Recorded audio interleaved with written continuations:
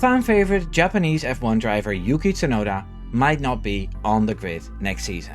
The second seat at Red Bull that all Red Bull drivers want so badly is chewing up another driver yet again.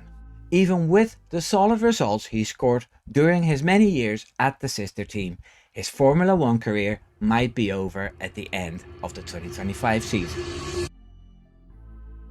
Yuki Tsunoda has been used for years as a benchmark for AlphaTauri and later VCarb as well. He comfortably beat Nick de Vries, a troubled Daniel Ricciardo and Liam Lawson when he was driving there. I remember people were very cross at the Red Bull leadership that Yuki didn't get the Red Bull seat after they parted ways with Sergio Perez last season. People have a lot of love for the feisty Japanese food critic, even if his results were never that remarkable. Christian Horner and Helmut Marko chose Liam Lawson instead, as he was thought to be a more mentally stable choice to go alongside Max Verstappen. Both Yuki Tsunoda and Liam Lawson started the Red Bull project full of confidence, stating that the RB21 wasn't that hard to drive, and Lawson said he wasn't there to make friends, but to win. Well, Lawson lasted 2 races before he was demoted back to VCarb after qualifying last in 2 races, and Yuki Tsunoda scored roughly 10 points in more than a dozen races. Now, Tsunoda didn't get the upgrades Verstappen got as fast as the Dutchman did, so that may have increased the gap somewhat. But he also crashed an upgraded car, which set development back. Now, with Mekis in charge, upgrades were installed just before the summer break, and that helped Yuki a bit. His pace improved somewhat, and he made it out of Q1. He also scored points in Zandvoort, which is something he hadn't done for a while. Tsunoda may be getting to grips with the RB21 slowly, but will it be enough to secure his seat? Or is time running out for him? There are other problems he needs to face before his seat is safe for next season. The competition in Formula 1 has always been fierce. There are hundreds of capable drivers who are all dying to get into the pinnacle of motorsport. But there are only 22 seats next year. Out of the 11 teams on the grid next season, the 2 Red Bull affiliated teams are the most brutal when it comes to driver changes.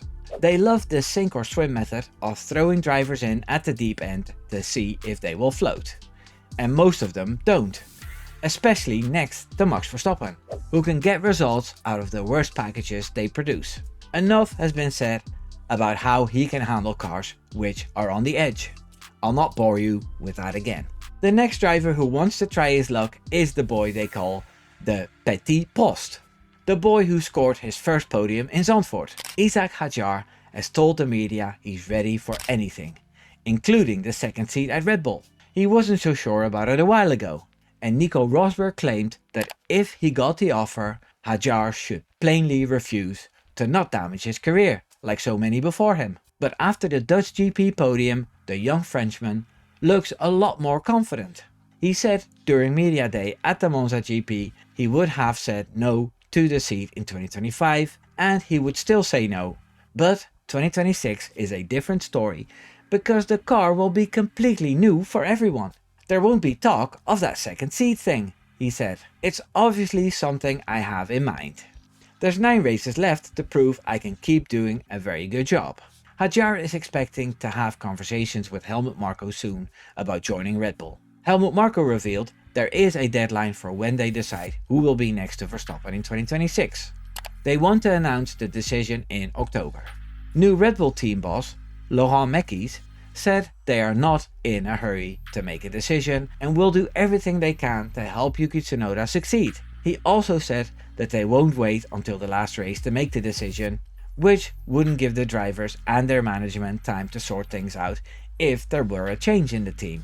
I think the fact that this is already being said means they will replace Tsunoda for the 2026 season unless he starts scoring some major results. The pressure is on him now more than ever. The Milton Keynes team has a very fruitful junior team, and despite the bad reputation they have, they aren't shy in giving drivers the opportunity. This way of thinking raises another concern for Tsunoda if he were to be replaced by Hadjar next season. Where usually drivers get demoted to the sister team again, this option might not be there for Yuki. If you're enjoying this video, Here's 3 seconds to leave a like.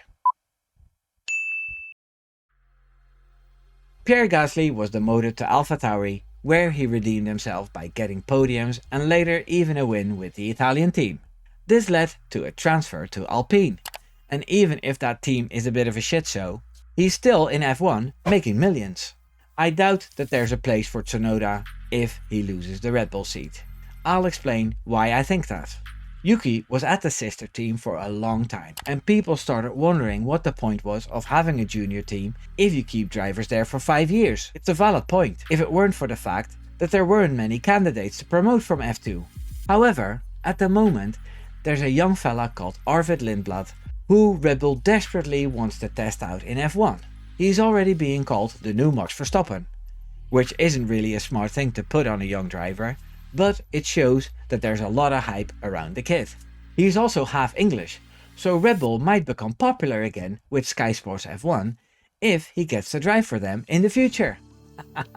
The expectation is that Liam Lawson gets to stay at V-Corp for a measuring stick for Lindblad, and Yuki Tsunoda will be replaced by Hajar. This leaves Tsunoda out to dry.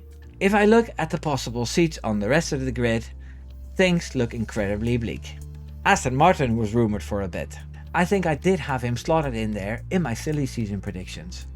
But it looks like Lance Stroll won't leave the sport.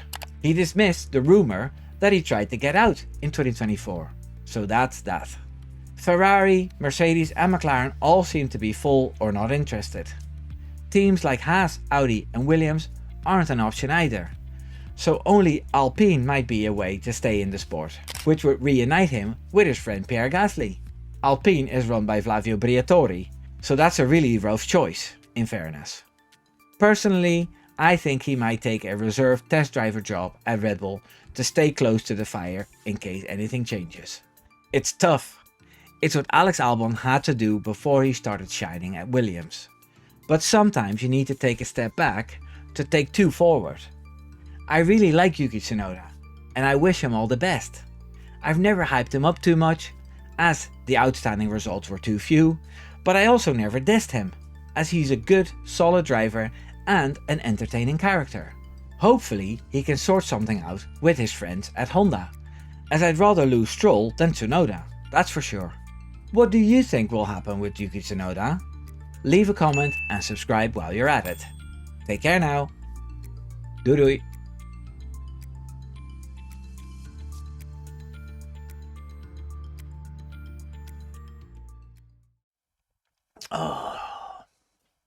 Voor de feisty Japanese